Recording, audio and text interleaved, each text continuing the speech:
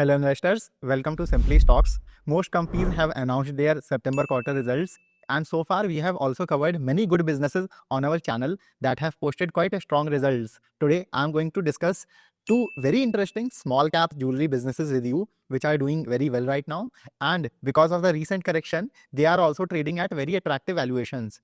Today's video is quite special also because both of these businesses are also in my portfolio. One of them is even my biggest portfolio holding. So that is why I am personally very excited about today's video. We will understand the business models of these companies, look at their results, and also try to understand what their growth triggers are. But yes, as a standard disclaimer, this video is absolutely not a buy or sell recommendation on any of these companies. You must keep that in mind. With that, let's begin. The first business we will cover is PN Gadgil Jewelers.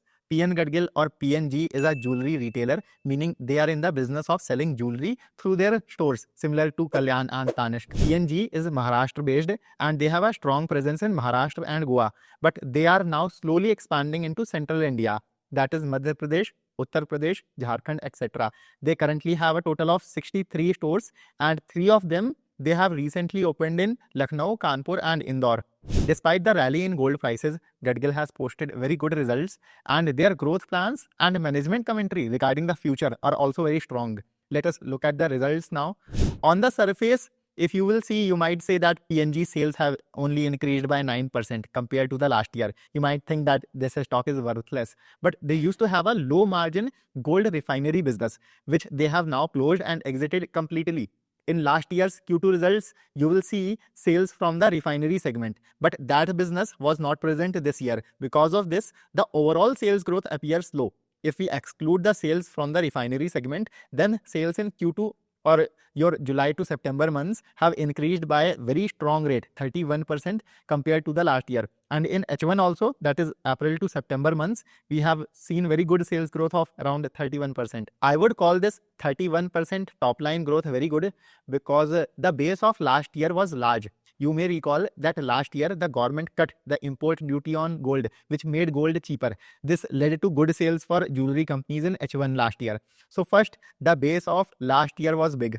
And second, we have seen how rapidly the price of gold has increased.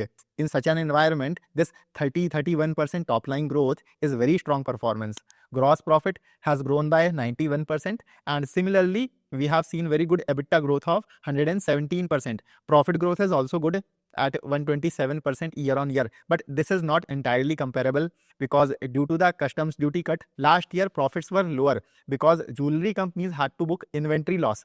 Because of that, we are seeing a higher profit growth now. But still, overall, these are very good numbers. Here, if you look at the other segment in the corner, this is their refinery business, which they have degrown by 78% so that they can focus completely on their stores and jewelry retailing business. If you read below, although it is written in very small font, this refinery business was discontinued from October 1st. Therefore, the results from Q3 onwards will also show very good sales growth on a consolidated basis. Gadgil's store expansion rate is also happening at a very fast pace. Their target was to open around 25 new stores this year, and they have already opened around 10 in the first 6 months of the year. Now, here many investors have a doubt that since the price of gold has rallied so much, the performance of jewelry companies should be poor, right? Then how are they still bringing such good growth? So, Kalyan's management gave a very apt reply to this in their con call, and Gadgil's management also said the same thing. I will share the answer with you, and you will get a very good insight into the jewelry companies. So, the first thing is that many people have the misconception that jewelry companies earn money from gold trading. This is not the case. They earn money from making charges. The making charges apply to the gold rate. So what happens is that when the price of gold goes up, its making charge automatically increases. They get value growth there. And when the price falls, people suddenly start shopping for gold in large quantities. So they get the benefit of volume there. Now, although due to the rise in gold prices, the results of some jewelry companies took hit like DP Bhushan, but overall Kalyan, Tanishq, etc., they have done very well and they have not suffered too much because of this. And the same misconception is visible in the market as well. You will see how all jewelry stocks have gone completely out of fashion and they have been trading in an undervalued zone for quite some time now. Anyway, let's get back to Gadgil. Their stud ratio has reached 9 to 10% in this quarter, and management has said that they will be increasing it to 12 to 13% over the next 2 years.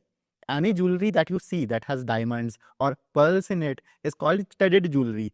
Now the thing is, margins are higher in this studded jewelry. For example, Kalyan and Titan have a stud ratio of around 20 to 25%. So they have better margins, while PN Gadgil only has 9 to 10% stud ratio. So as the stud ratio increases, the company's margins will also improve. Furthermore, Gadgil's management is quite bullish on growth.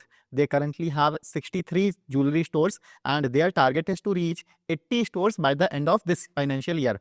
Then their goal will be to add another 30 to 35 stores every year until FY28, which will bring their total store count to 150 by March 2028. In terms of CAGR, this is very strong. 40% store expansion growth. And if we add around 10% SSG, or what we call same store sales growth, basically the annual sales growth that will come from your older stores to this 40% store expansion rate, then 40 plus 10, Gadgil can easily bring 40 to 50% top line and bottom line growth for the next 3 to 4 years. Their management is largely following Kalyan's playbook. Kalyan emerged from South to become a pan-India jewelry retailer. Similarly, Gadgil is now expanding from Maharashtra to UP, Madhya Pradesh, Bihar, etc. Gadgil has benefit of a small base. Since the company is small in size, it can grow much faster. So you are getting a business in the retail sector at a PE of less than 30, which is already showing around 30% growth. And there is also trigger for 40 to 50% growth ahead. Along with this, there will be a separate trigger for margin expansion due to the improved stud ratio. So you can study PN Gadgil independently. Now, a humble request, if you are liking this video so far, do give me a thumbs up. Also, you can subscribe to our channel Simpli Stocks, where we bring multiple such videos every week. Honestly, your likes and subscribes are our only motivation so that we keep bringing such high quality research to you for free. So do like this video and yes, also subscribe to our channel. Now let us return to our discussion. The second business is my most favorite, Sky Gold and Diamonds. This is a B2B jewelry company. They design and manufacture jewelry for other jewelry retailers in the market. For example, if you look here, almost all famous jewelry companies like Kalyan, Malabar, Reliance Jewels, Joy Alucas, PNG, which we just looked at, Indriya, the jewelry business launched by Aditya Birla Group, and CaratLane also, which is a brand of Titan. So all these are clients of Sky Gold. Sky Gold has also posted very strong results, and actually this has been my portfolio stock for last 2 years. It has consistently delivered very good results, and I personally believe there is still a lot of potential in Sky Gold's business. Now in the September quarter, you will see here their sales have increased by 93% compared to the last year to reach almost 1500 CR, or you can say they have almost doubled.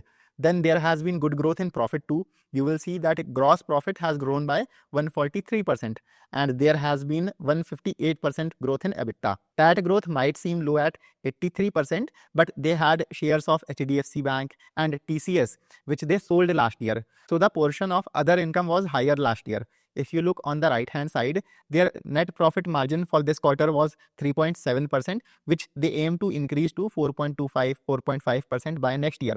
Until now, Sky Gold used to buy gold on loan or credit, and then they would make jewelry out of it and sell it further.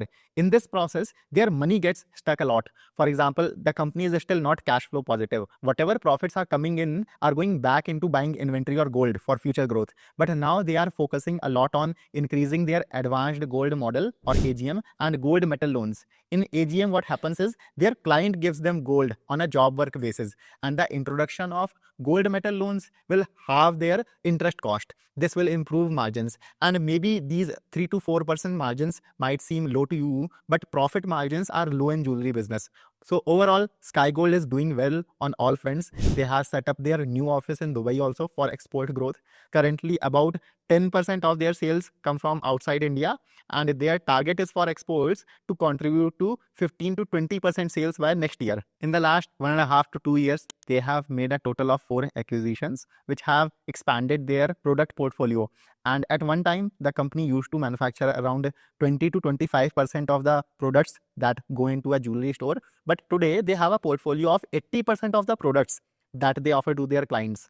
And the company they recently bought, Sri Rishabh Gold, has brought Tanishq as a customer for them. So this is a big achievement because so far Sky Gold used to cater to all the players in the market except for Tanishq. But now through Rishabh Gold, they have Tanishq as a client too.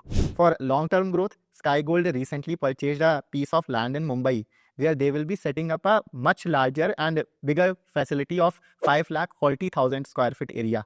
Their target is to increase their manufacturing capacity, which is currently at 1.2 tons of jewelry per month, by 4 times to 4.5 tons per month. This will bring good sales growth in the long term. Their target is to achieve 5,400 CR in sales this year and then 7,600 CR next year or FY27, which is very good 46% annual growth for the company based on the FY25 base. But in my opinion, the management will easily beat these targets because the guidance that they gave was on the old gold rates. Since then, the price of gold has increased and they have the capacity anyways. And overall, jewelry as a sector is also growing well. Even Titan's management, which is the largest player in the sector, says that they can comfortably grow at around 20% rate in the medium term. So in such a scenario, this is a very good opportunity for B2B players like Sky Gold. This business is currently trading at a PE of less than 30. In the medium term, it has the potential to grow its business at 40 to 50% rate, and in the long term, they can comfortably grow in the 30 to 40% range. Now, here, let us take 2 minutes to talk about promoter shareholding. Otherwise, many people who don't track Sky Gold here will start arguing in the comments saying that it is a bad stock, promoter holding is falling. So back in 2024, they raised funding for expansion. You will see that holding of DIIs increased to 6.6% then. And that is when the first time there was a decline in shareholding. But what has happened is that there was a very aggressive sell-off by promoters in the market in the last 6 months, which has put a lot of pressure on the stock price. The management's explanation for this is that they had hired a merchant banker, which had to get an institutional buyer for them. But in the end, there were problems from their side, due to which they had to dump the shares in the market. They also apologized for this and they have said that there will be no dilution whatsoever in promoter shareholding for the next 3 to 5 years.